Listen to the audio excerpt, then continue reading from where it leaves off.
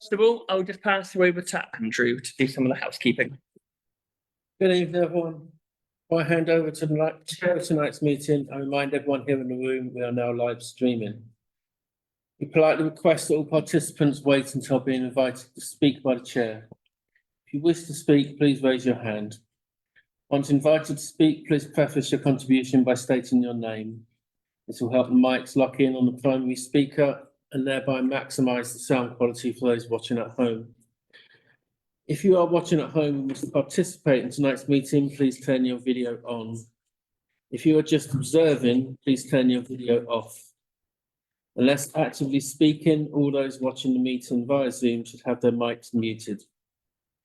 Members of the public are reminded that the public participation is for questions only. Comments, suggestions or representations may be made at the discretion of the chair of the meeting.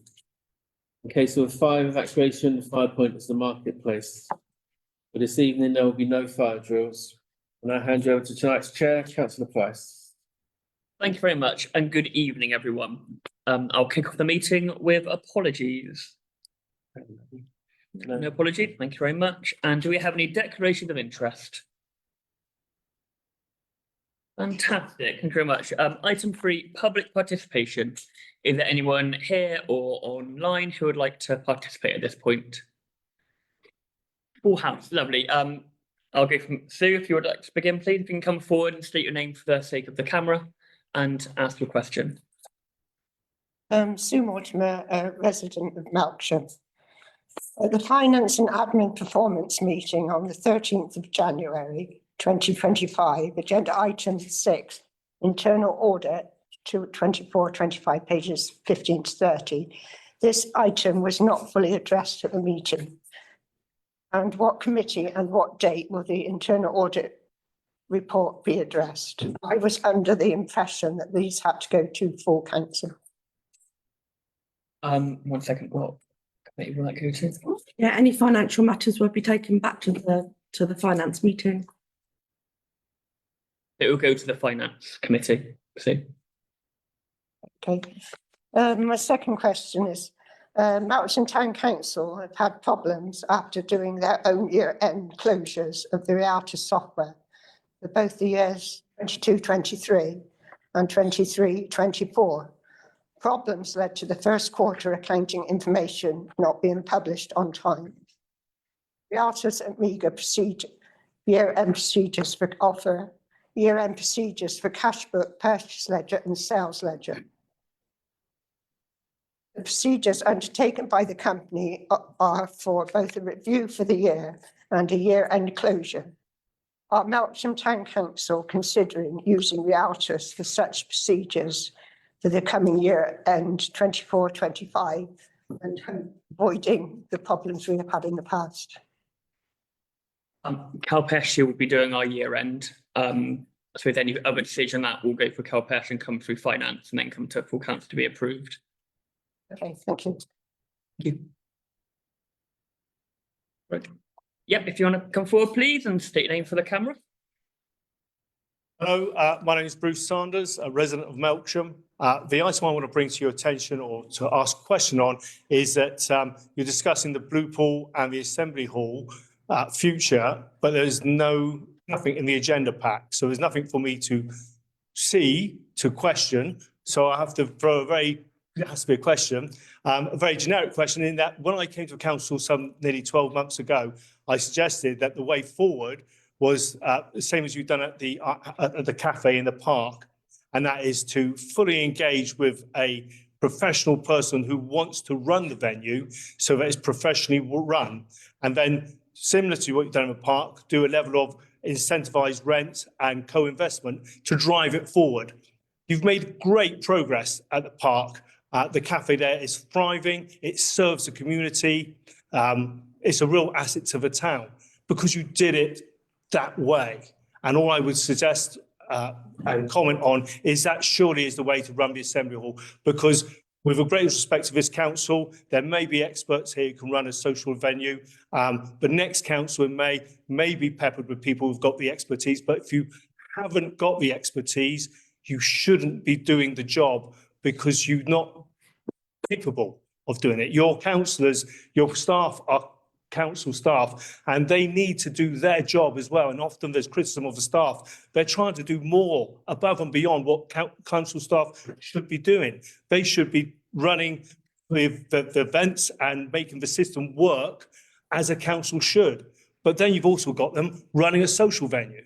Now, I say it's not in there's nothing in the pack for me to comment on. So I can only say that I hope that you take on board the idea that it's a professional business and you go forward the way you've done in the park with the cafe, and don't try to, in some misguided way, to think that you're the best people to run a social venue, because it will not work so well as in private hands. Thank you. Thank you. Thank you very much. Laura, I see your hand up. Welcome to Zoom. I will open up for you to ask a question. Great, thank you. Hello. I just have a question on behalf of Melksham News here.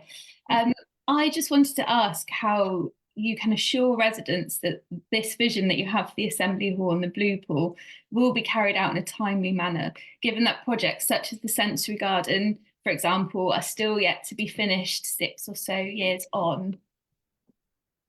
Thank you very much, Laura, for that.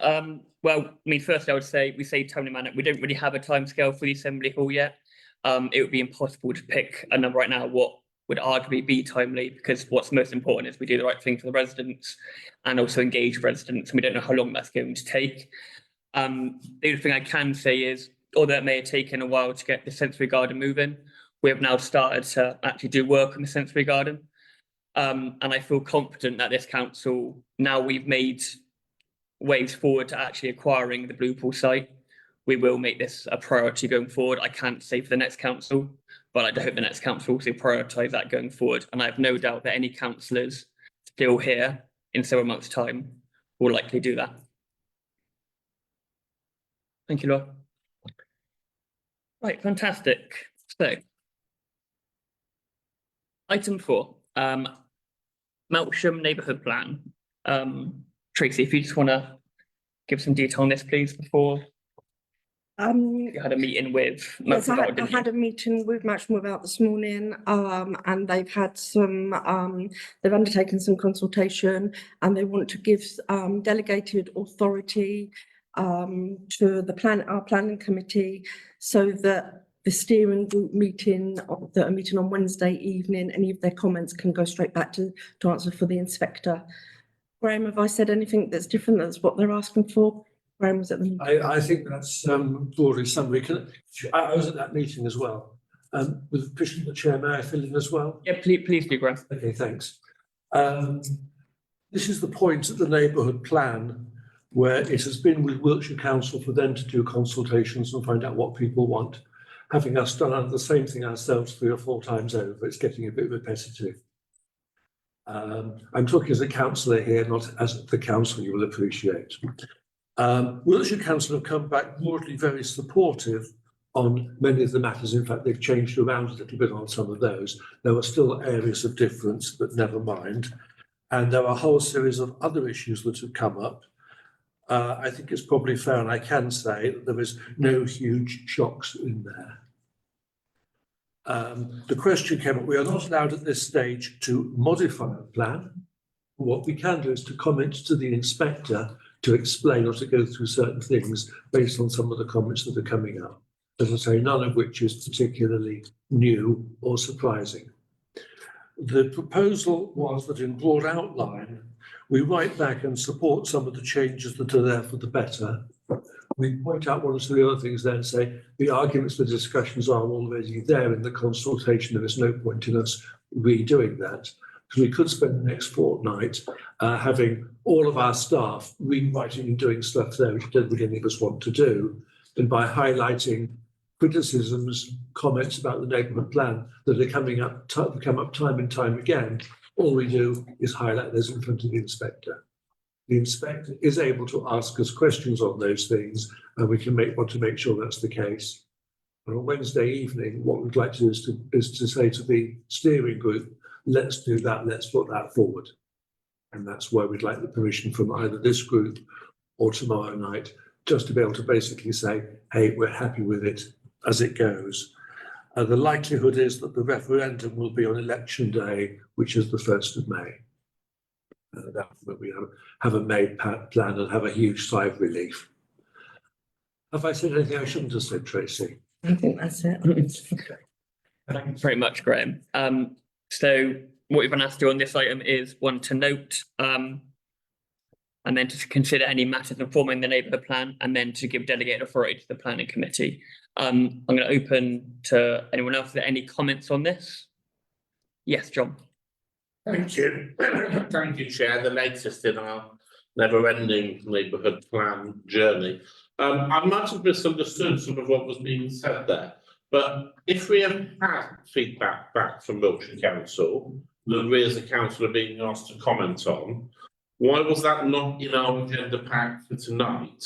So that we were able, because the issue we've got here is what we're being asked to do is to delegate it to someone else to make the decision on, based on information that's already with us, but we're not allowed to see.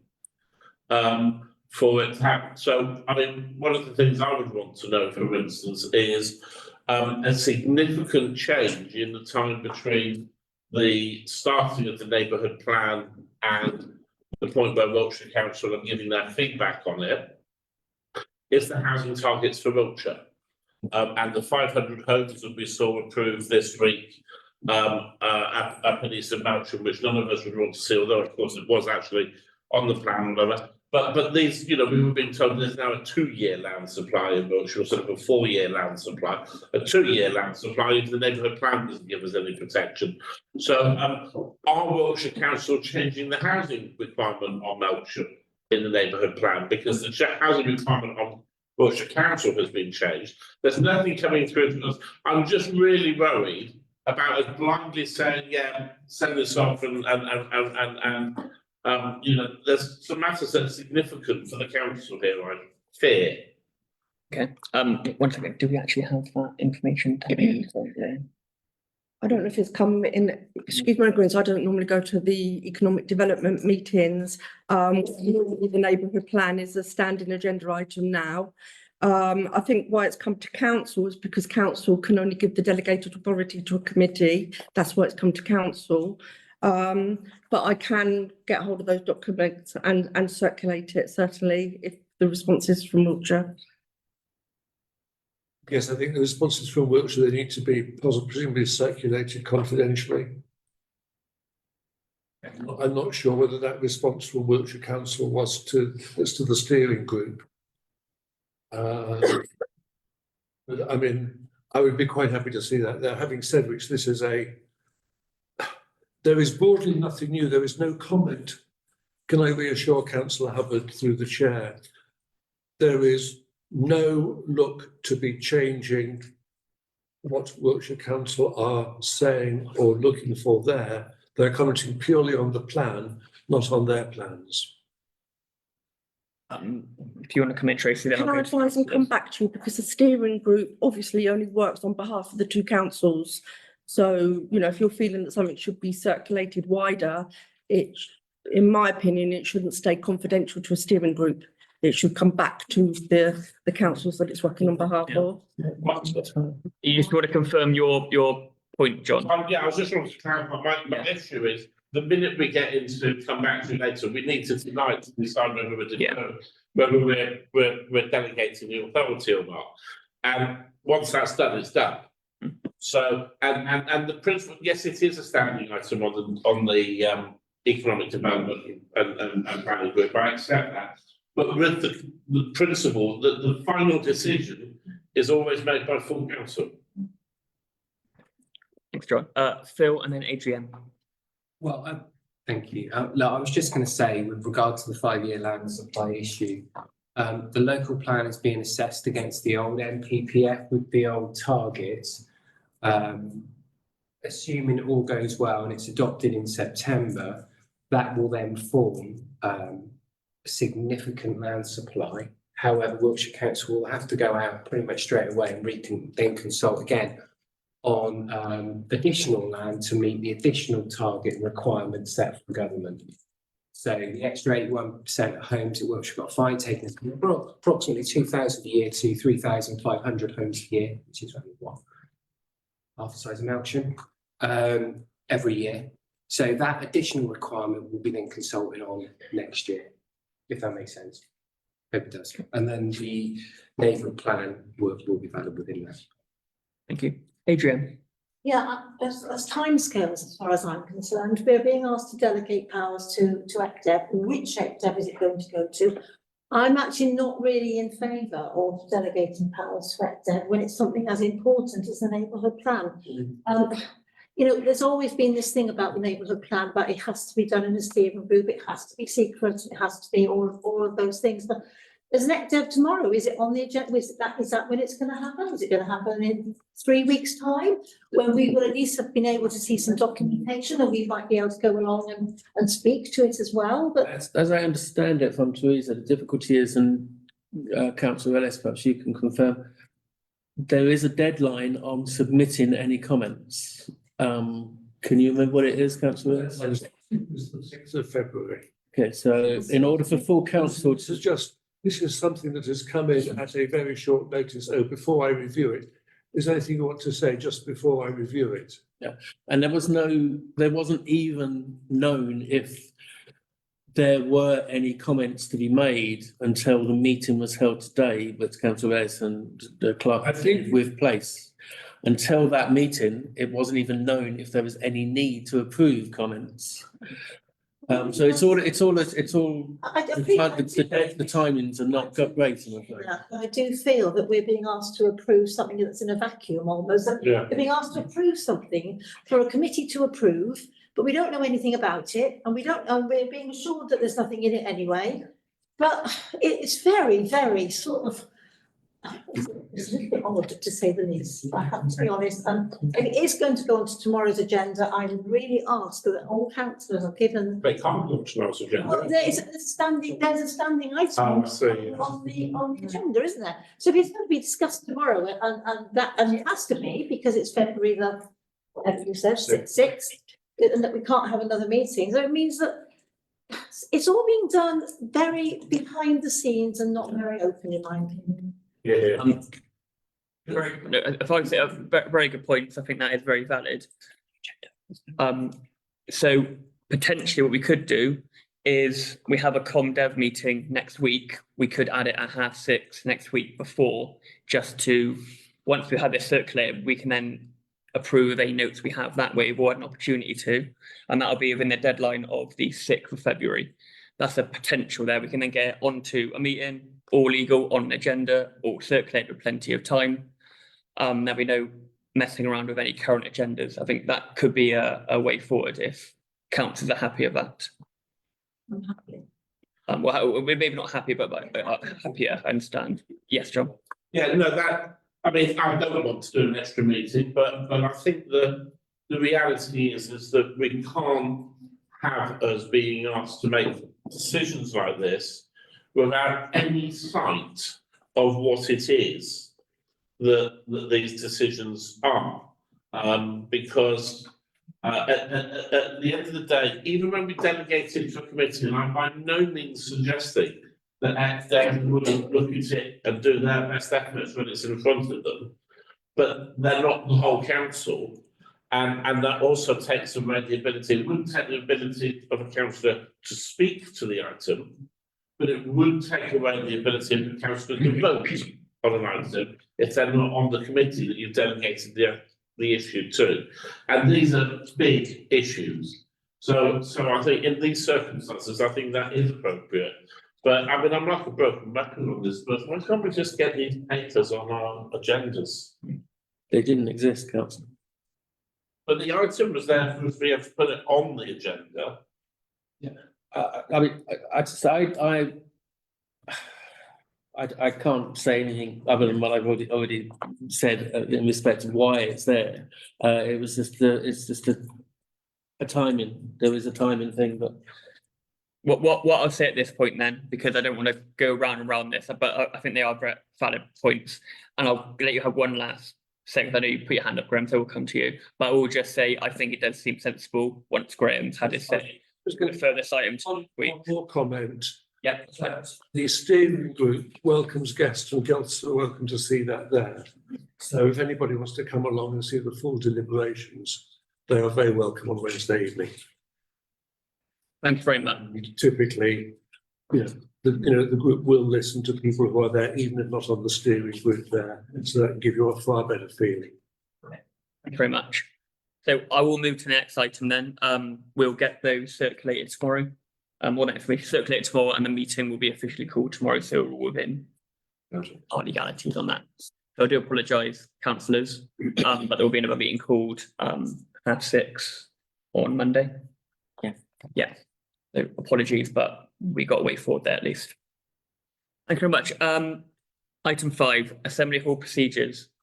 To receive a verbal report on Assembly Hall procedures. Hugh, Brian, you're both here. Who's doing the report? It was a little unclear what was actually expected for that report. So I'll just start shooting and then maybe someone will say, that's what we really want to focus in on. So with regards to the Assembly Hall, there are 4 main streams of income. Firstly, events, whereby a band or an act will approach us and we hire the hall to them. And I'm just going to say that we resolved to, in 22 and also May 23, this pricing structure, which could appear on the screen in a sec. So in May 22, it was proposed and it was re-adopted in May 23. So we haven't actually increased our prices for 2.5 years. Now, there are 2 sides to that. There is now potentially an argument that we ought to look at the way we receive income from these acts and events, and maybe we ought to revisit doing an income split and use the expertise of the management to decide whether it's worthwhile doing that or pursuing a hire. Okay, and that's probably up for discussion. Secondly, the second stream of income is bookings. So that's a straight booking whereby, let's say, for example, we've got regular bookings such as Car Club, Tiger Karate, the Flower Arranging Club, Cactus, and various one-offs such as weddings and parties and what have you. Our events that we put on, such as the quiz, the Star Wars Day, the Lego Day films, record fair, bingo. We've had one so far, but that's going to become a more regular feature. And then the 4th one is the bar, of course. But it was unclear exactly which aspect that you wanted to discuss. And I spoke with Councillor Price just before the meeting, and he thought it was probably this, the pricing structure.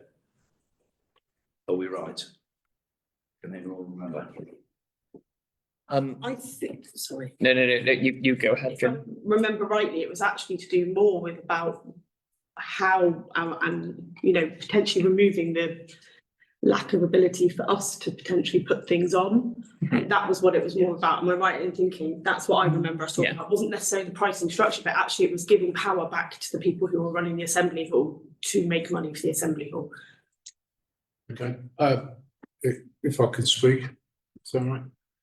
Yeah, don't put me on. Sorry. Need to this. Yeah, come on. Yeah, sorry, right. Yeah, going off what Hugh has already said, when normally with the different strains of how the income's coming in, whether we do a venue hire or we take straight booking.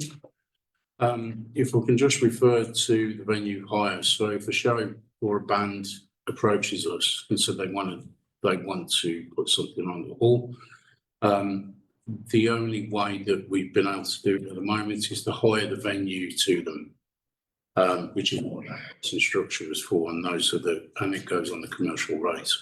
So we are restricted a lot to only making a certain amount depending on how many hours they are, and it averages out around about, with the VAT, around about £880 per gig.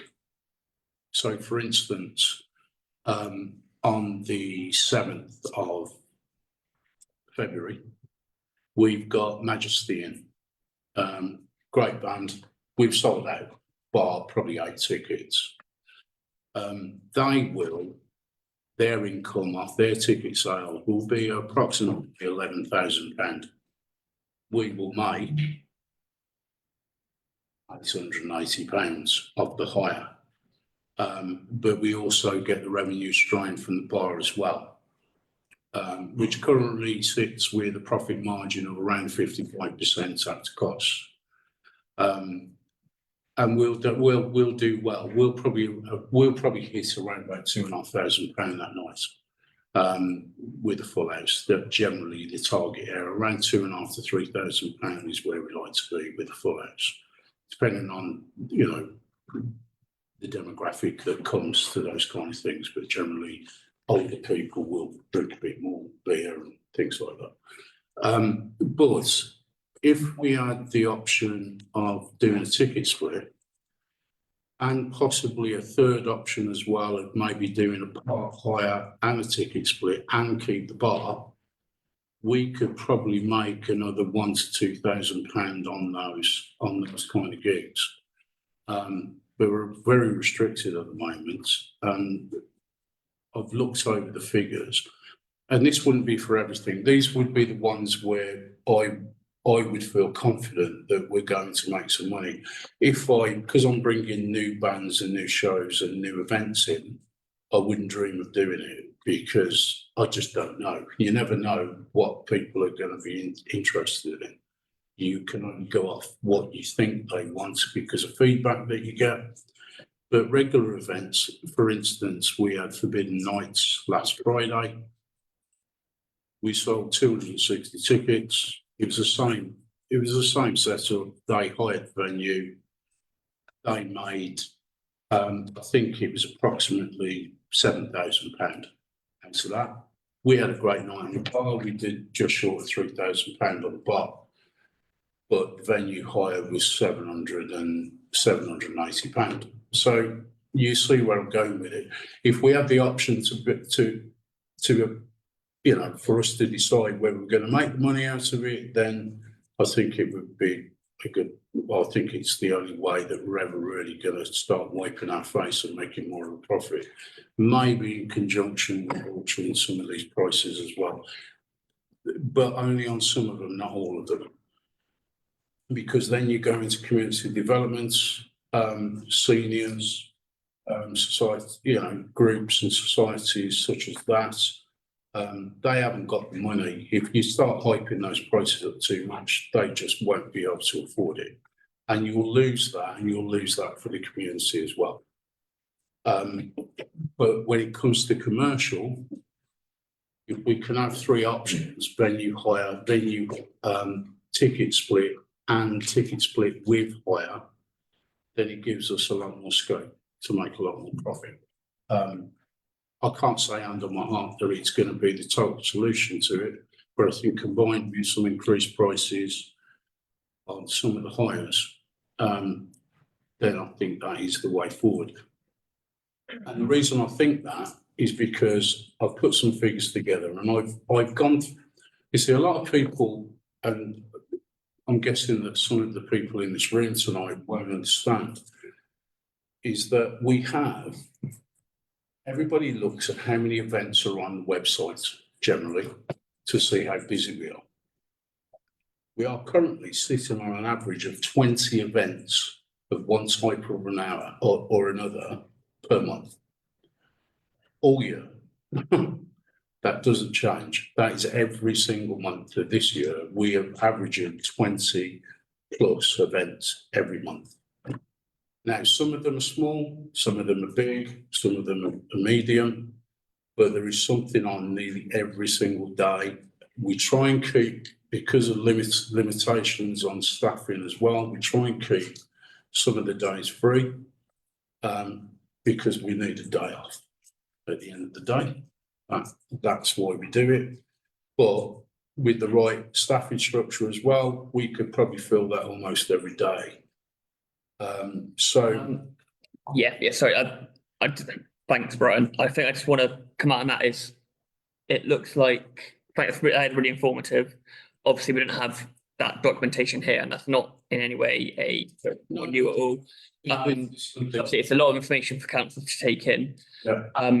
First of all, I did want to say, I agree with what Jenny said to begin with. I think that has primarily come from our recent budget setting, in which we're looking at what kind of profit we're getting into the council and how we could that could support the precept going forward, etc. We felt maybe we could make more money through the Assembly Hall. And two suggested at that time for it to be brought back here were the pricing structure potentially, and also, as Jenny said, to look into whether we should reevaluate how we take bookings at the Assembly Hall. I have a feeling, because we don't really, here's the first report we haven't got anything in front of us, it would likely be difficult for some councillors to, for me personally as well, to be honest, to be able to make a committed decision on what to do in the Assembly Hall right this second. I will open it up to the council to see where they feel, because I may be, I may be completely out, but that's my thoughts. And again, that's not a criticism at you. I would say, just for councillors to know, there is an asset management meeting on the 24th of this month. So potentially we could have something, a full written report come up where we could really put something together.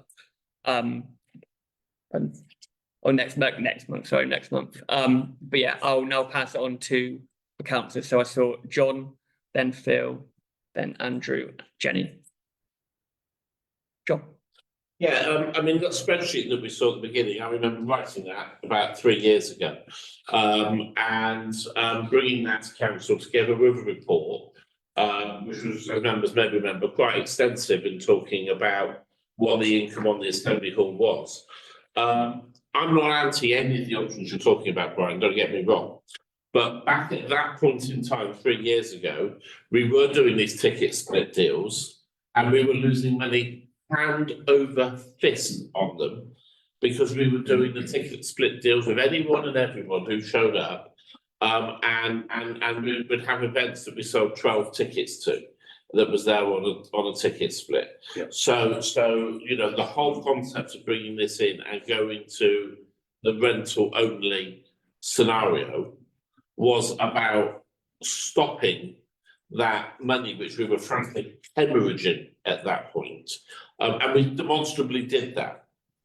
I'm not interested and not prepared to look at anything that changes from what we've got without a report that shows me what the incomes are, gives some examples of how we could have done it differently and what the difference in income would have been, and how we can protect ourselves against going back to where we were 3 years ago, where we were running gigs on ticket split deals and losing money hand over fist. So, you know, it's not about being, and I'm not anti to anything that would make the Assembly Hall more effective. I do feel we have got to stop talking about the Assembly Hall losing money. Yeah. The Assembly Hall does not lose money. It costs money to run. We don't talk about KGV losing this council money, although we probably spend more on KGV than we do the Assembly Hall. Okay, this isn't a criticism of you, it's a throw out for the whole council, that we seem to feel just because it's a bricks and mortar thing, we can make a huge profit from the Assembly Hall. I don't think, if actually we're using it as a community hub, as a community centre, as a you know, community hall, I don't think we ever will make huge sums of money in it. There's opportunity for some events to make money, but we've got to continue to deliver all the other community things for those community groups supporting our community to justify the council running it. So I think that there's you know, every place to maintain a charging structure and one that looks to the community very favourably. If we want to come up with some other stuff about how we can do other stuff with it, brilliant, but we need to have properly costed stuff in advance to be able to see it, to be able to understand it, and to be able to understand what the consequences of it would be. Because we've done this stuff verbally for too long, and it's just always ended up in a mess. Thank you, John. Phil. Cheers, Tom. Yeah, I think I'm in danger of agreeing with John in the most part. I think you're going to come back with a report. I think we're going to need to see a report. But can I ask a few questions that could be potentially included? I'd like to know what other local venues do. I'd like to see what our competition is doing in the same area, because we're in a market, and I think we need to be at least aware of that and relatively competitive. I think it's worth bearing in mind that if we start insisting upon sharing ticket sales, I think there is a risk that, well, we take on a significant amount of risk. We end up losing potentially, because that's what happens when local governments take on unnecessary risk. But how does that affect the attractiveness of the venue? I mean, some of these really successful events are taking place because somebody knows that they're going to make some good money out of the town council. If we start taking a big cut of it, at what point do they say, do you know what, I'll go somewhere with better parking, I'll go somewhere else with different market, and then we end up just losing out on a good event. So I'd like to have some more thoughts on that, really, how we perhaps undermine our competitiveness there. I think there's an argument, clearly an argument for increasing the commercial rate appropriately, but bearing in mind, and this is a bugbear with me on everything, personally, I think we should be increasing our rates by at least CPI, potentially RPI, every year anyway. I do find it frustrating that, it might be 2, 3, 4 years before we increase our rates. We should be going up every year. Surely all we have to do is just change the number on the website or whatever. I mean, it can't be too administratively difficult to change our prices.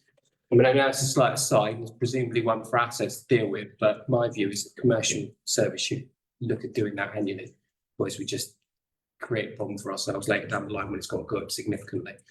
Okay, but if you could sort of maybe address some of those in any potential report coming forward, I think that would be helpful. Thank you. Thank you, Phil. Andrew. Yeah, thank you.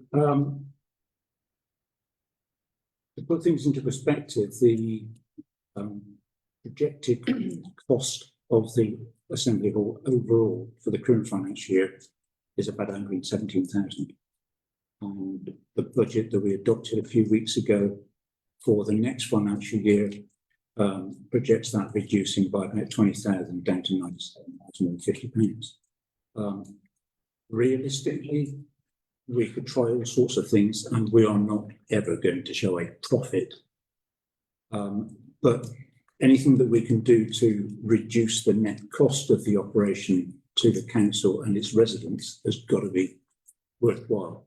I don't know how much work would be involved, but if we could do a sort of a retrospective review of 2 or 3 months of events and say, this was the financial results of doing it on the current basis, what would it look like if it had been done on a ticket price sharing basis, to see what the potential impact would be, and also in conjunction with that, perhaps to approach some of the management of the bands and other groups that were performing in those periods and see what their reaction might be to changing the structure, so that at some point you come back to us with a report on the findings of that would be on an objective basis, and then we could possibly look at making some sort of decision.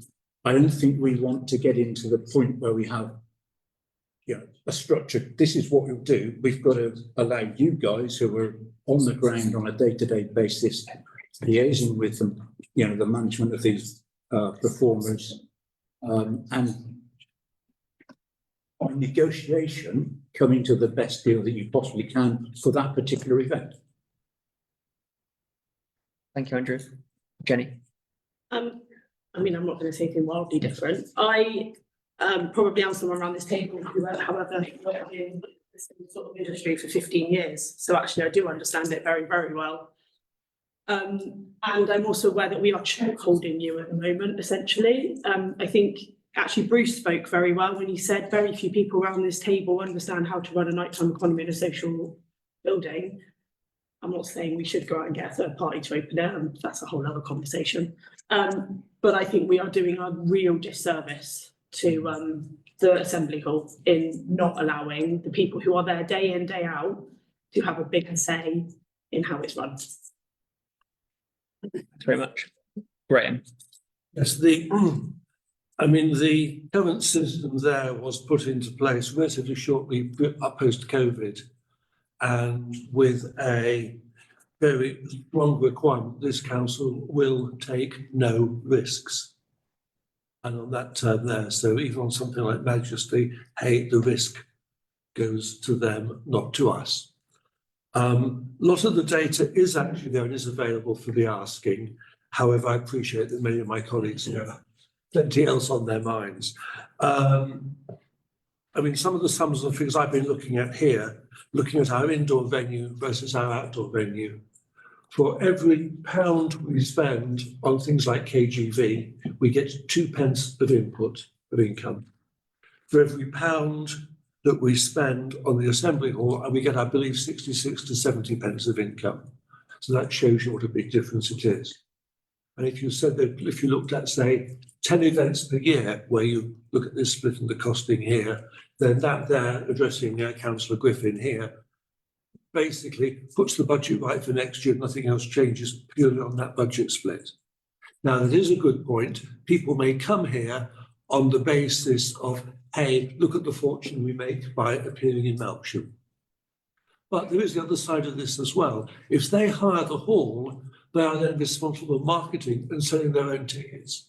And you take someone like, for example, I mean, where does Neil Sands live? Near Ipswich. Ipswich. So an event coming in from Ipswich, and he is supposed to market that to the people in Melksham. Now, that's going to make him decidedly nervous. We have the marketing, we have those other things there. So we can do that, we can put that right, we can help that there. So it's not entirely just we are taking the money away from them. We are saying that we will take a formal share in doing those things that are more natural. But also came back to something else I had approached just this evening, which said to me, why is such and such a group not in Melksham, but outside Melksham? And these are Melksham groups, simply because we don't have the space available at the venue with the 20 events a month. And I hear your comment there about staffing and whatever. People are being turned away. I mean, they might take a present. I've been turned away looking to hire the hall. Sorry, we're too busy, we don't have the staff. And there is so much here that could be done. The venue is there, the heating, the lighting, all the rest of it is there. We could be staffing it better. And indeed, when we start looking at the Blue Pool, that little bit later, we'd have one set of staffing with potentially multiple venues there, and the whole thing turns around. So true, it will not end up making a bottom line profit, which means we can start having a negative precept in a future year. Don't even dream of that, please, fellow councillors. But it can be a sensible thing there. I'm not going to support the comment that said we should try and get the amount we pay for it down at any price, because getting it down at any price would be closing it.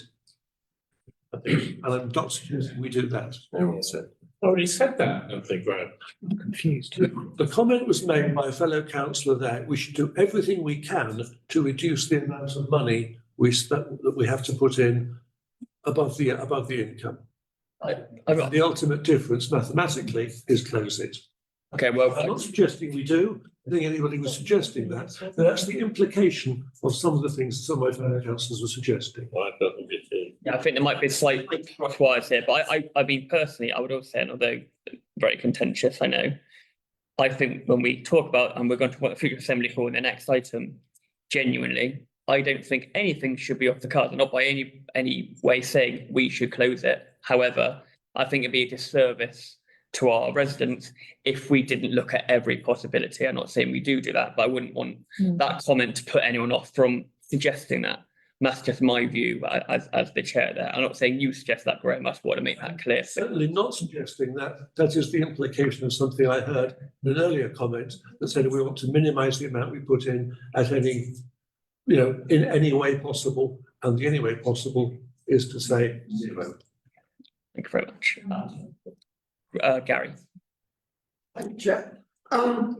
Just again, I'm going to start with where John mentioned it in his comments about 4 years ago we voted going from 50,000 loss or cost to the community, and we were voting to allow it to go up to 120. Luckily, we didn't get that through because that was over 10% of the precept going as a cost to run the Assembly Hall. Yes, there's always going to be a cost, but to get that down as much as possible, to break even would be the target. We know it should be commercially viable to run it, but there's also the general public and the community who need to be able to afford to run their events there as well. I think it's a disservice on the majority of the community if 10% of our precept is used for a cost of the community when a smaller percent, 1 or 2% are only using the Assembly Hall. It needs to be commercially minded, balanced with the community minded. Prices must rise annually, and commercial rates should be reviewed, and community rates should be in theory held as low to inflation as possible. Thank you very much. I think we've had some good points here. I do feel, I mean, and there may be others who want to come in, but there's not an awful lot we can do at this time until we do have some real reports. And from what you've been talking about, Brian, that is exactly kind of what we need to come forward along with the other councillors' comments. And once we have that report in front of us, we can make an actual reasoned argument either way, for and against whether we're raising or not. And I think right now we would just end up talking about whether we could or couldn't and what that would look like, and actually not be able to make any decisions. Yeah, if you want to make a comment, but I feel we should probably move this to the next asset meeting, but please do, Brian. I just wanted to, I mean, I've taken on board all councillors' comments. I'll produce some income reports, some competition reports, some variance reports on the finances as well. Just want to add that from what John was saying, that I understand why the facility was taken away for being able to make the choice whether you ticket split or whether you just do hire. But the difference is now you've got people with experience in the commercial world running things. Myself, I used to be a general manager for a manufacturing company. I used to run purchasing departments. So I'm used to running incomes and costings more commercially to make money. But I understand that we are a council. We have to look after the community and have their best interests at heart. But at the same time, we've got budgets that we need to hit, and I'm very aware of that. And I just wanted to add that in there, that when it was being run before, they didn't have that. And I think that's why they were just taking the easy option of putting ticket split on everything, because it was easy. And they didn't care about the commercial aspects of things, whereas that's different now. Because I take quite a lot of pride in running the Assembly Hall, and I want it to at least wipe its face. So I don't have to sit here and listen to people tell me that we're losing money, because I want to take pride in the fact that we don't lose any money and we can offer more to the community. And you guys will have more money to do more things on other projects then as well. I just want to work on. Very much. John, do you want to come in? Yeah, I just wanted to come back because I think it's important that you understand that I don't think anybody here is doubting your competence or your ability to do. No, that's not what I'm saying. We have a track record of not doing it very well as a council. Yeah. And one of the reasons for that, for me, and I'm sure this will be something with your experience and your background behind you, you wouldn't have expected in any company you work for or organisation you're involved in to be able to go in and say, here's a suggestion, folks, without any evidence of any description about that suggestion, and have a decision made. That is the basis on which things were being done previously. The move to that came about as a result of that evidence. That was the first time that I think there had been a costed report come in a long, long time to the council in regards to actually the delivery of those things there. And my position is simply to move away from where we are. All I need to convince me that's what we need to do is the evidence. Yeah. A decent written report that sets out, here's where I want to go, here's how I anticipate that what will happen as a result of it, here's how you'll be able to measure and see that we're achieving what we hope to be able to achieve. And here's the safeguards we'll have in place. And we can have that in front of us, we can read and understand it before a meeting, we can come into the meeting, ask any questions about it beyond anything we've asked in advance, and make an informed decision. And, you know, but I do stand by one thing, which is that it's not that I don't care if we don't make a profit out of this. It'd be wonderful to make a profit out of it. But what I would never want to see the Assembly Hall turn into is something that has become so commercially engaged that it is no longer a viable location that Melksham seniors can say we want to go and run this event from, or that we say we want to run a quiz night from that people can go to. No, I agree with you. That's why when I was talking about the higher charges, there are certain things that we shouldn't change. Yeah, it's kind of, I fully get that, but I think we're getting into territory of discussing, and not to put down your points at all, Brian, but this would be really helpful at the next asset meeting when we can actually have the discussion and then make a decision. Don't hate for you to make a really valid point now, and then suddenly we forget about it at the next meeting. So brilliant, if you can bring that to the next assets, that'd be fantastic for us. So if no other councils have any issue with that, I feel it's appropriate to bring a report to the next asset meeting and move on to the next item. Brilliant, okay, thank you very much. Future of the Assembly Hall and Blue Pool. Right, very ambiguous item there, the future of it. So first of all, I will pass on to, which we can say this in public, although we do in confidential session have some information on the Blue Pool transfer, and we've been advised that the documents need to be kept confidential themselves. I can and will share that. I mean, it's not the most exciting. We are still in the middle of acquiring the Blue Pool. There is nothing that exciting to update you on. That is the update you have, but we do have some paperwork giving you a bit more detail that we're not allowed to share in public session. I know that's really boring, but I wanted to at least give you the non-information I had. Can I just ask who has told us that we cannot share this information? Because I feel this should be a public session if at all possible. I mean, just for comfort, the future Assembly Hall will be a public session. It's purely just on the transfer. And I've had advice from my clerk that this should be, the paperwork should be kept in confidential session. And can you assure me that we're looking purely at stuff to do with the transfer and not getting beyond that in the next confidential session? Yes, it will purely be just to honest, it will be to note the confidential documents we have. If you want to make a comment on it, that's fine, but it will not be to make any decisions. I want to say it's very clear, very public for everyone at home.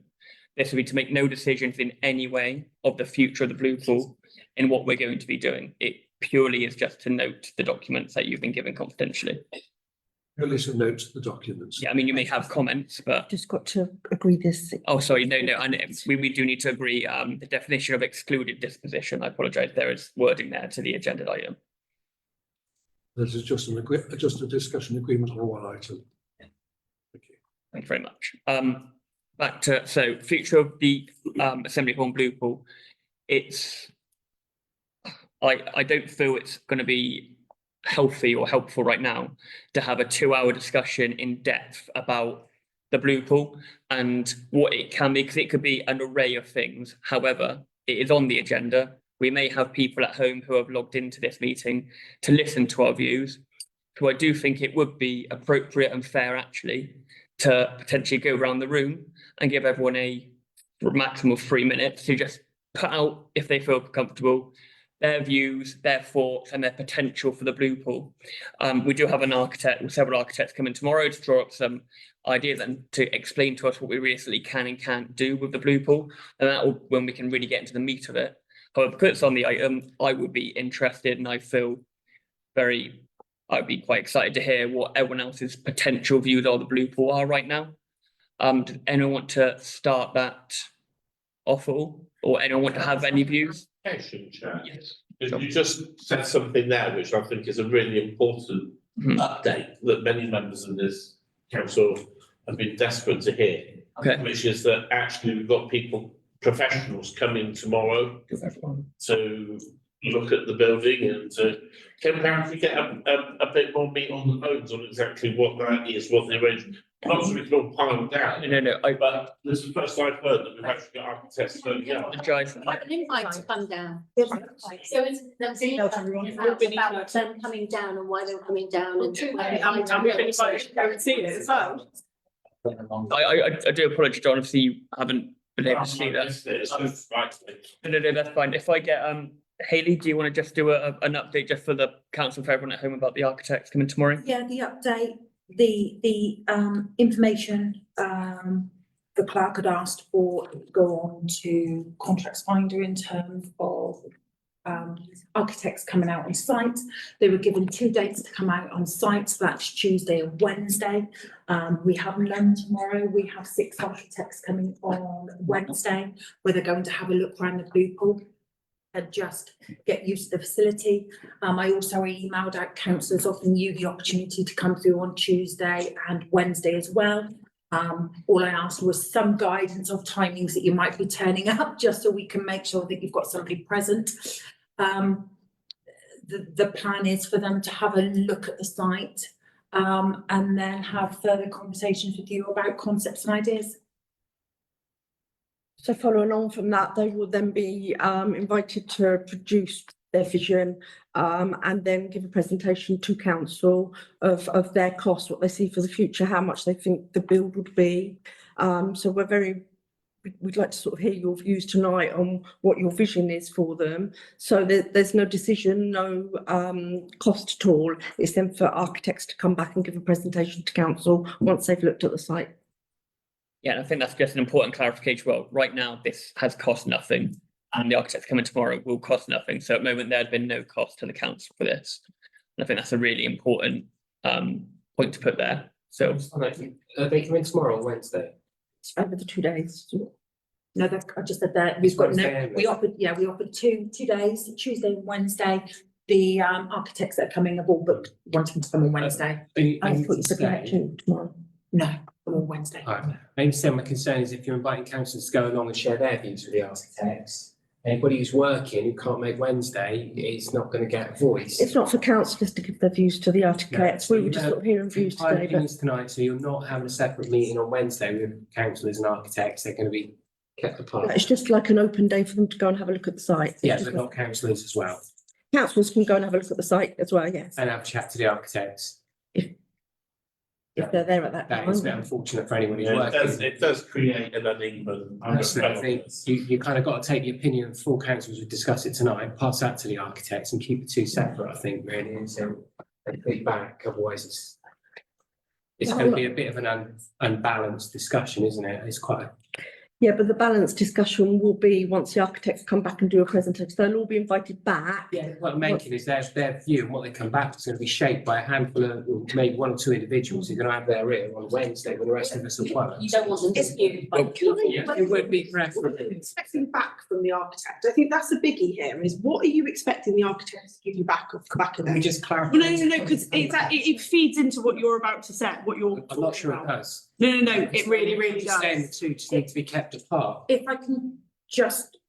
yeah, if you come in here, then go to Is councillor. if we do, but to keep it separate, in the morning, it's all the site visits from the architects. So if councillors want to come and have a look, why don't you come and have a look after 1 o'clock in the afternoon? And then the architects are separate to councillors visiting. Some councillors have already kindly booked in to view it in the afternoon, and therefore you've got the outcome that you would like with the balance of everything. Simon. This might be a stupid question. Have the architects been given a brief? Yeah. They've been given a wide brief, really. It's for them to come up with designs and concepts of what they feel like a community civic council, how they can merge 3 buildings into one, really. It's just Essentially, it's a bit like an architect competition that you asked before. Okay, thank you. Andrew and then Jenny. Hayley, I think I responded and said, yeah, I would be happy to come along sometime tomorrow. If it's more convenient for that to be rearranged to Wednesday, I'm happy to do so. We can do tomorrow's planned from 11 o'clock till 3 because we were planning to show architects around anyway. So tomorrow or Wednesday afternoon from 1 o'clock. Well, I'm thinking if you've not got architects visiting tomorrow and Wednesday would be more convenient to you, then I'm happy to change. Okay. Certainly, if I had been attending at any point with architects present, I would happily undertake not to discuss any of the potential outcomes with them. Thank you, Jenny. I'm really concerned that we've gone to the point of having architects coming and visiting the site. My reason being is architects' briefs are full packs of information. They are pages and pages long and they take months to put together. I'm very concerned that we've already raced to architects coming in and having a look. Now, if they're just having a look so they can start looking at what's there, but you know, there's been no community engagement. Like, this is where I'm a bit like, it's great to have architects, but what are we expecting out of them? Okay, do you want to come in on that and then? It's very much a chicken and egg exercise, which bit do you do first? And in all due respect, I was asked to start the procedure while the legals were going on, and it's just for them to come and have a look. That they do know that they're not going to give a full-on pack. This is just for them to come and have a look at the site and get a feel. Because I'm just well aware that we're rushing ahead with what do we want to be there without actually having the discussions of A, and B, they can get a feel of the site. Architect brief packs, I actually asked some, I happened to work on, and I asked to look to see what they were. They are massive and full of so much information. And I was like, wow, we are so far off the realms of what we need to give an architect before they'll even give us a design for what might potentially be there one day. I've had experience in this before, and this is just an initial I'm just a bit concerned that we might be jumping a gun there of us going in and going, we want this and we want this. Yes, thank you. John and then Stephanie. In all fairness, this is as music to my ears that they're coming in, because this is what I was arguing for before. And it wasn't about us getting, I know what you're talking about with an architect's brief. I used to put them together at David Hutchinson Partnership when I was the IT manager there. They did the techie bits, but I put the thing together. But you'd have two different types of brief, and we were producing them all the time. You'd have the one that you were charging a client to put together, and that did cost a lot of money. Or, and if you didn't think you were being charged for it, trust me, you were. It's just the charge might come through in a different way. The other ones that they put together are the things that are 1 or 2 sides of A4. And they give an indicative suggestion. And Adrienne, Pat, you'll remember these because this is what we went through when we appointed CASA, wasn't it? Who did it all the first time round. Who give an indicative suggestion of what they think might be possible with what you're offering. So it's by no means a final brief, it's by no means a final thing, but it does give you, as the client, the opportunity to see how imaginative have they been, what have they thought about in terms of what could or couldn't be used. It's very helpful of being able to demonstrate whether they've got any experience in the sector or not.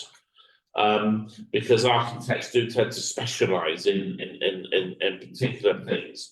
So, you know, having got someone who spends all their life building schools, who's trying to do a community hall as well because work is tight at the moment, or if you've got someone who really understands what community buildings are, and that comes out in what they're suggesting could be done. So I think this is an exciting stage. It ties us to nothing, but it really helps us with being able to move things forward. And there's one other really fundamental challenge I think we have, I'll say this to Chair, but a really fundamental challenge I think we have as the council over the Assembly Hall, which is there's currently 14 members of this council. If you ask every member of this council, what do you think we should be doing with the Assembly Hall? You'd probably get 21 different opinions. Okay, because there is no cohesive thinking with us yet. And what we need, we've had some very good work. I don't actually agree with it all, but some very good work that Graham has presented, talking about how a community group could just lead trying to do minimal cost refurbs with what's there. But we need to have an indication of what the other options could deliver. And we have no idea of that at the moment. So this excites me because I think that it's not going to give us answers, but it's going to make it an awful lot easier for us to ask informed questions. Thank you. Safi and then Pat.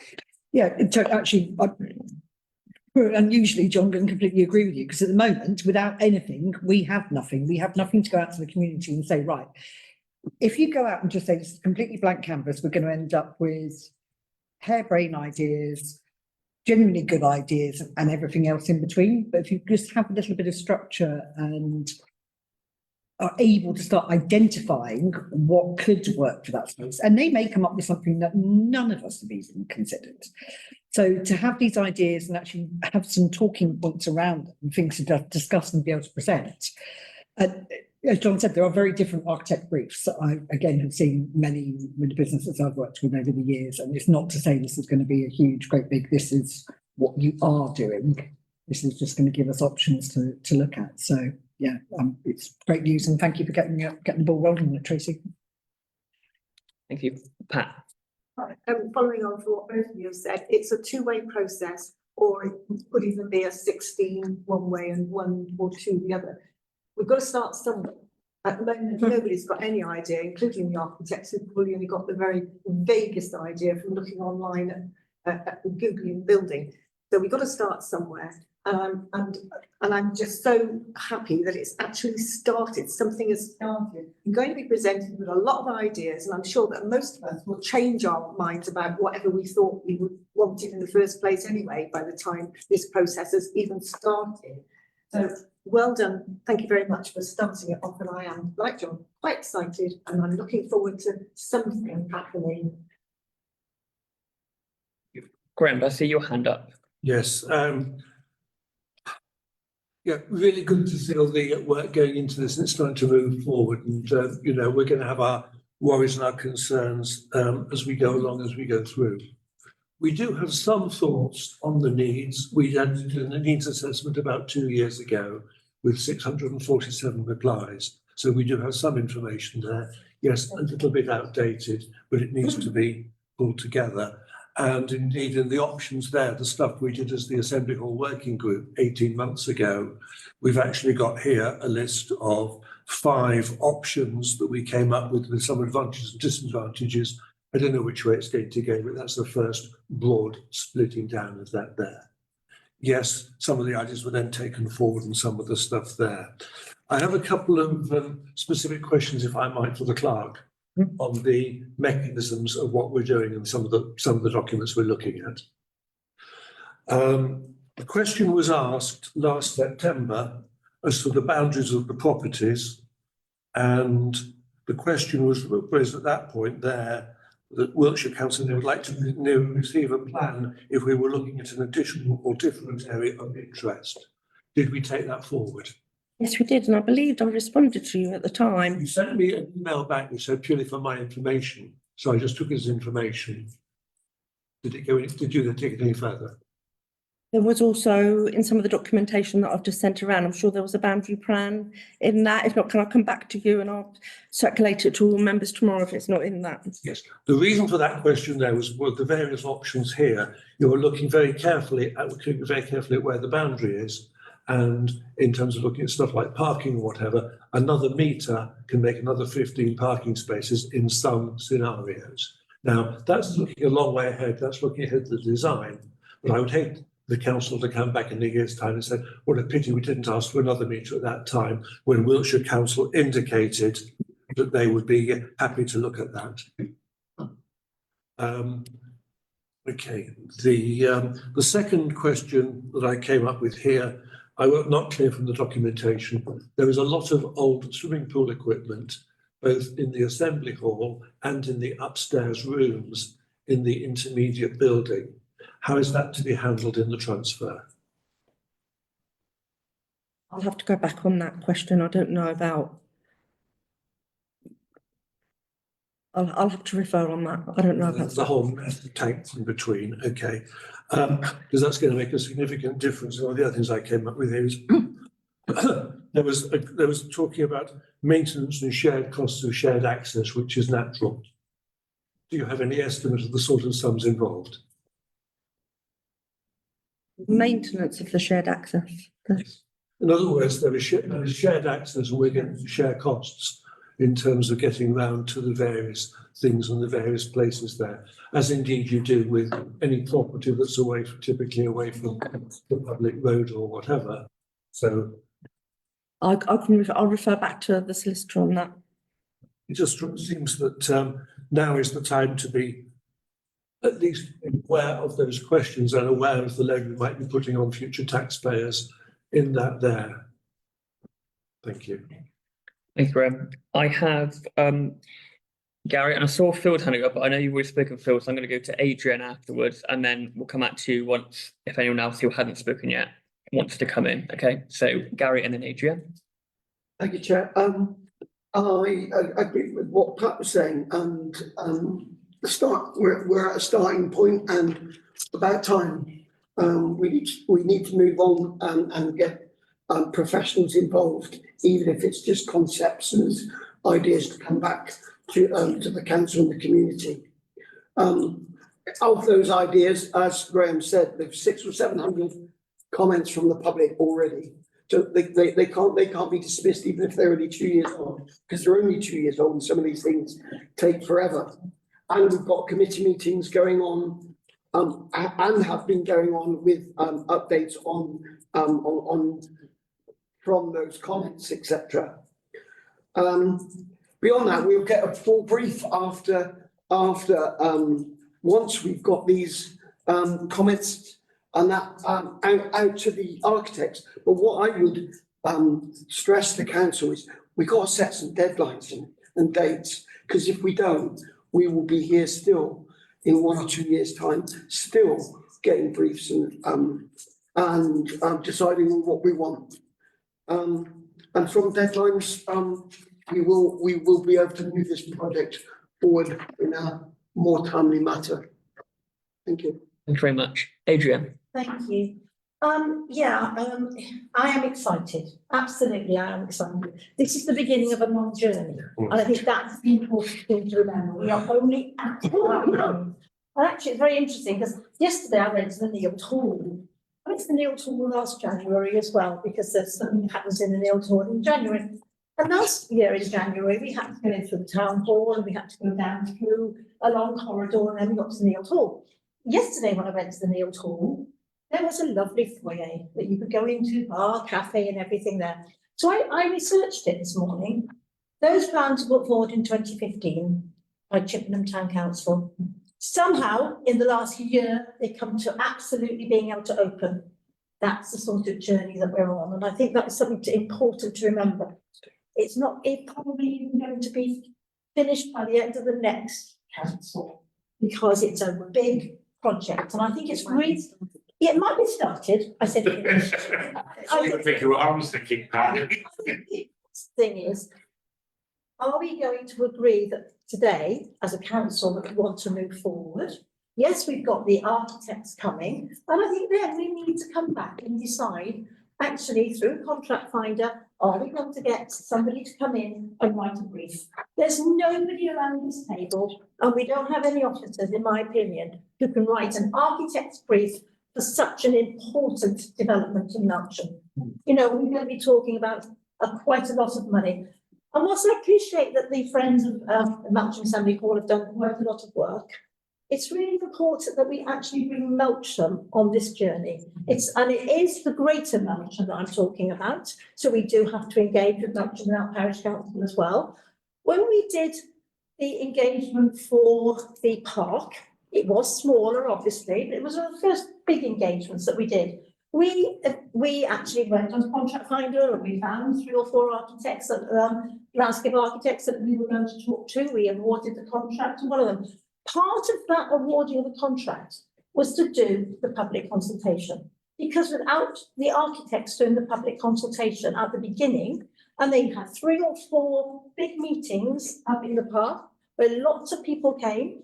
And it's a bigger thing than that, much bigger thing than that, but that is what you're looking for. You're looking for public consultation, then for the architects to go away with their brief, with a public consultation, come up with concept designs, and then you're looking at concept designs going back to the public, which is why I say it's a long process if we're going to get this right and if we're going to get the people of Melksham coming with us.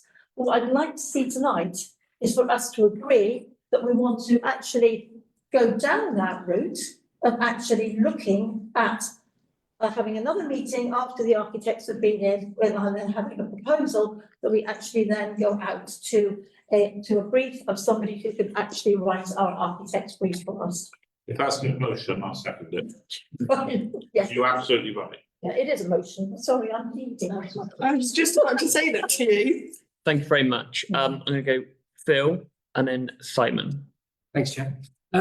Yeah, so I think it's a step in the right direction. We've got to get something on the table to start talking and getting a realistic sense of what we can and can't achieve on that site. And we did have a copy of the brief sent out. I know that it came out as an email a couple of weeks ago. I certainly responded. There was a little bit of email traffic as a result. Obviously, the whole process needs to be managed with appropriate checks and balances for council. I think getting the architects in is probably, we've got to start somewhere. We could be going around in circles forever otherwise. So let's get them in, see what they've got to say. I think that's quite sensible. But I do just feel as if we need to have a little caveat before we get carried away. We're saying, let's get someone to write a brief and let's do this and let's do that. Just to contextualise it, right?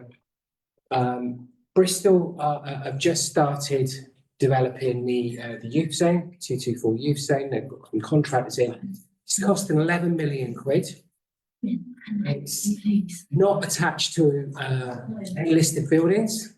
It's not adjacent to a Grade 1 church.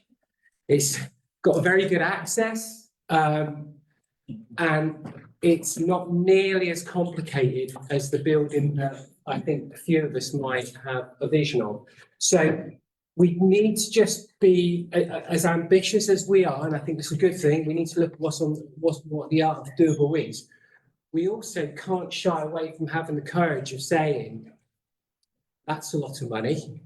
And actually, a £10 million build that we as a pretty small council are not going to be anywhere near having the expertise to manage.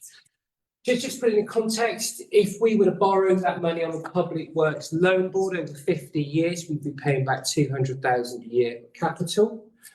The interest repayments would be £606,000. That's £800,000 a year, which is about 75% of my entire precept.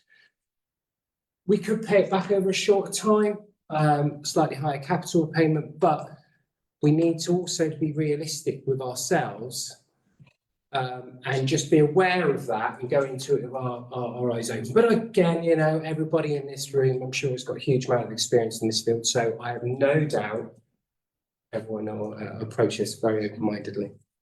Cheers. Andrew. Simon and Andrew. Thank you. I'll be really brief. I sort of broadly agree with what Councillor Westbrook A said. But I just want to be sure that it's in Councillor Westbrook, Adrienne Westbrook. You're scowling at me. I just want to be ruder to say Councillor Westbrook. Not at all. I apologize. You won't do scouting over the years, so I didn't say. First time I've had it. I was wondering what came up next. That was all. But I just want to be sure that there'll be some councillor input into the brief, rather than saying that we need to go for, you know, consultation to find out what's going to be in the brief, because the populace that you look for a brief from will dictate what you get. So say, for example, if you ask Friends of Melksham Assembly Hall what they want, they're very passionate about community spaces. They have very different ideas to if you asked, I don't know, the Model Car Club, who would want to model it around, you know, how you can get the biggest mat to have your cars. And ultimately, we are elected for a reason. So I would like to ask that the VA have proper consultation with councillors, but also B, to that point, I'm not opposed to us raising the precept and taking out a public works loan to fund a long-term project. What I am opposed to is when councils don't consult the public properly to do that. So if you are going to raise the preset to pay back a public works loan, you have to consult the public in order to do that. If we could fudge it, we could increase the preset next year by more than roughly what we think we're going to do, take out a public works loan, and then we don't have to consult the public, which some councils do. I don't think that's very democratic. And I think all of us here should have the full confidence. I know it's expensive, but the only way you can truly ask the people of Melton if they endorse the plans if we were to do something like a parish plot. That's what I got. I meant to say that, I meant to say that as well, Simon. Thank you very much. Andrew? Yes. I believe that we should be sort of fairly open-minded in whatever plans we ultimately formulate. I don't feel quite so doom-mongerish as Councillor Alford about the figures involved, but we have to recognise and acknowledge that we are going to have to borrow funds in order to finance whatever use we make of the building. I think the other thing which we need to be mindful of for the benefit of the council and for its residents going forward is that if suggestions come forward from professional advisors on the structure and configuration of the site, we need to be also open to including the current Assembly Hall building within the overall project, because they are very closely adjoined already. And to merely focus on the Blue Pool building as it stands and leave the Assembly Hall as it currently exists, I believe would be short-sighted. Thank you. Just for clarification, both together are being looked at, so I can assure you that will be happening. John and then Graham. Thank you. First of all, I'm tremendously excited to hear Councillor Alford talk about an £11.4 million investment in the youth centre. Now we were talking. But being seriously, I think that this has actually been far more constructive a discussion than I feared it would be with the little we had before us. There's a couple of things I suggest that perhaps we could look at coming out of this. One of them is actually that, and I forget who made the point about Melksham but you know what, we really ought to recognise the fact that that donut that's around us are going to be using the hall as much as we are. And it might even be possible, I might be pushing it before, more than ever before, but you never know, might even be possible if we have a constructive conversation with Melksham about, and we talk to them about, is this a project we can work together on doing? They would be prepared to contribute towards the cost. If there was a public works loan board that was going out there to pay for it, if it's as much for their residents as it is for us, but we laugh, but we don't ask. We can try. I think one of the ways we're going to have to take this forward is by putting together, not now, we don't have enough information or anything to do it, but by putting together a working group, not a task group. No, it wouldn't be a task and finish group, would it?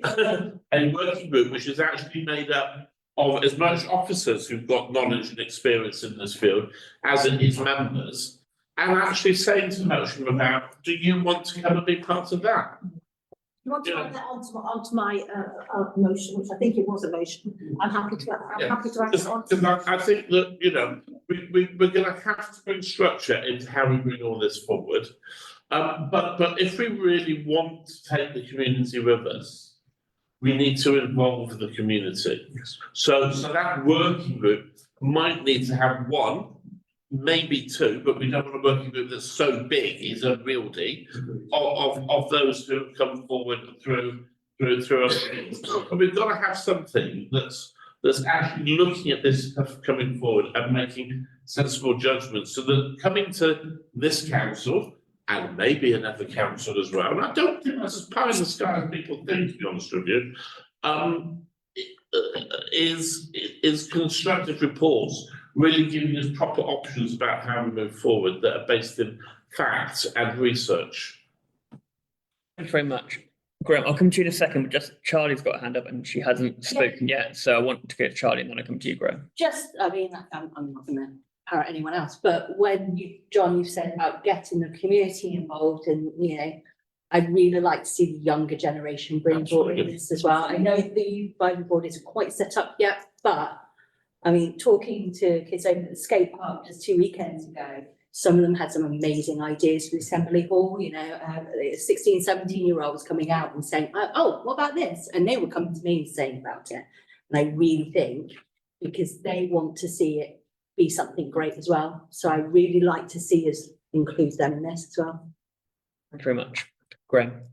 It was interesting hearing, who was it commenting that with 14 councils, we'll have 21 different sets of ideas. Isn't it good that actually we seem to be pretty unanimous in saying, hey, the Assembly Hall and the Blue Pool need to be considered together and not as separate buildings. And thank goodness for that, and thank goodness for considering the whole. One of the things I think we were looking at earlier, and you've been, should we say, talking over the years, is the need not beyond the Friends of the Hall. That is just that. It is Friends of the Hall. It is not the professional people looking to do the job.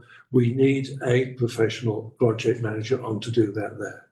Now, that could be an existing member of the team, or it could be that we don't have a member of the team, or the existing team is too busy to do that there. But we need a proper person to take this forward and to lead this forward all the way through and not get pulled off onto all these other things. This first came to us in the summer of 23 with, I think it was from Councillor Alford, said if you want to buy this in 3 months, and here we are 18 months later. And the reason for that delay is because there's been so much else going on. And we really, as councillors Westbrook was saying, as Councillor Hubbard was saying, want to get on and have this proceed through and come through within a sensible timescale, even if we're not going to put a timescale on this tonight.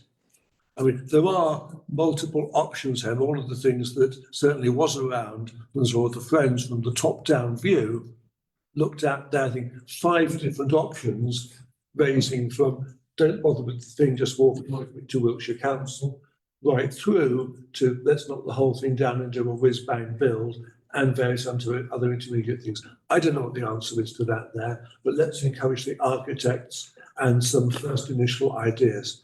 And please, let's have the community come right, and the even wider community than we have, telling us what we want. Thank you. Thank you very much. If you make one correction, the Blue Pool came to us in 2019, in 2023 or whatever, out of interest. We first started looking at the refurbishment of the Assembly Hall in 2016 and even appointed architects then who came up with drawings for it. That's how this council's been prevaricating about this. Sorry. No, that's fine. Thank you very much. Well, I think it's been a really constructive discussion, actually.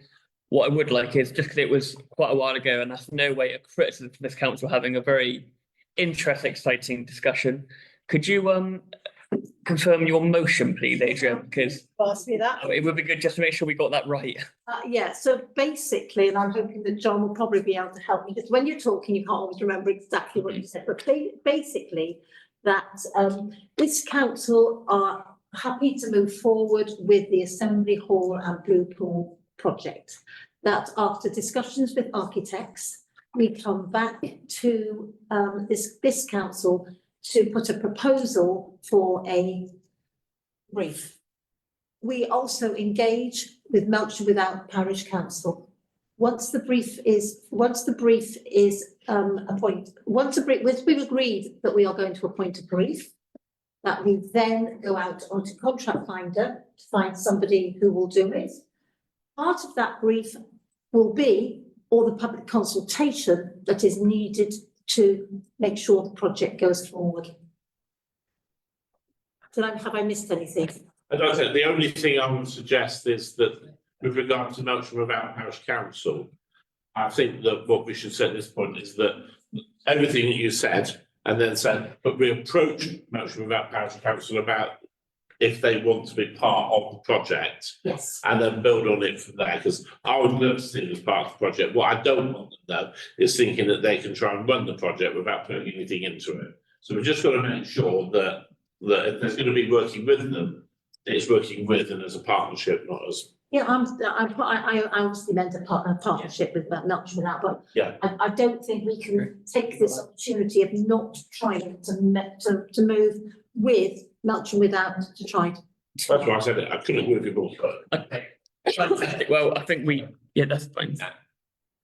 Andrew, do you want to? Well, No, that's fine. there's a lot to digest. Could you repeat the motion ahead of us, please?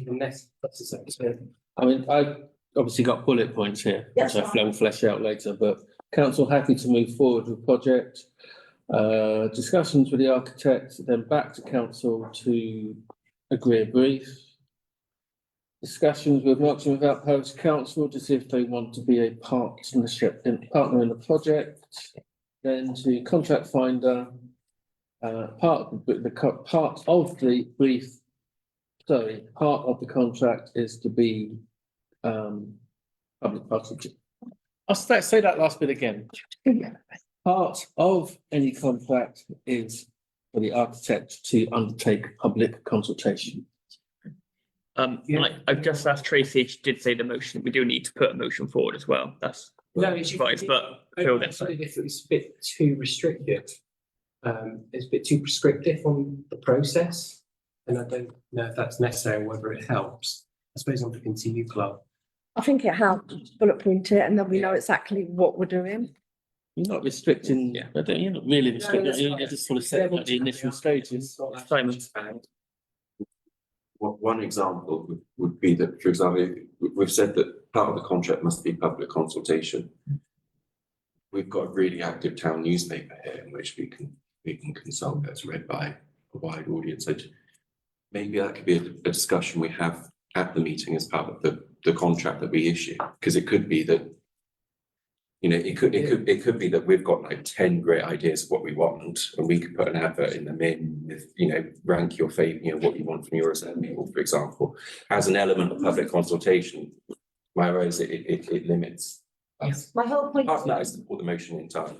My whole point of putting public consultation is so that people of Melksham and the greater Melksham realise that we want to take them on a journey, and that it is not about 14 people around this table tonight deciding anything. It's the start of a journey. Greater Melksham. Greater Melksham, yeah. What is that? It's Melksham and Melksham Without, because we're not going to restrict people to only one town, are we? Hayley wants to come in a I minute. was just going to say, in terms of the public consultation, you've got a team downstairs that are able to do that. We've got a lot of community events happening this year that we would be able to use those as well as. I was quite happy to offer the Food and River Festival as a time. Okay. So there's lots of opportunities like that. We have a wide scope for the community come in that we can use those as consultation exercises as well. Okay. Great. Do I just clarify something? If it could be friendly, if it could be a friendly amendment that we discuss at public consultation at the next meeting, I'd prefer that, because I support the motion. Yeah. Apart from things like the Food and River and others, they're, I think, a great way, and the papers and stuff, a great way of bringing the town in. I just worry that it might be a bit prescriptive if we say we're going to contract it out. Right, I think my thinking behind it was to get it in the motion so that actually it's in, so that people of Melksham know. And I'm Could a happy friendly with that. amendment be that, and we will agree on our consultation path, so, you know, we'll agree on our methods of consultation, just so it's in the amendment that we will consult, and we will consult broadly, but not necessarily that it will be the architects that we subcontract out to. I'm happy with that. You feel happy to second that, John, with that? Yeah, I think we're getting into pedantics we really don't need to worry about, so. Okay, brilliant. Yeah. Well, we have a motion ahead of us. I'm going to go to the vote now. All in favour? Unanimous, fantastic. Thank you very much, everyone. Bye, Joe. So item 7, confidential session. So we have been advised for the next 2 items to go into confidential session. For that, I am going to pose to go into confidential session. Do I have a seconder? Safi, all in favour? Is that unanimous? Anyone? Oh, yeah, sorry, yeah, fantastic. Thank you very much. Didn't see your hand, Charlie, that's all. Unanimous? Yeah, I thought you were having a protest before we were gonna have a debate over that for a second. Yes, oh, thank you very much, everyone who watched online. We're now going to close the public session of the meeting.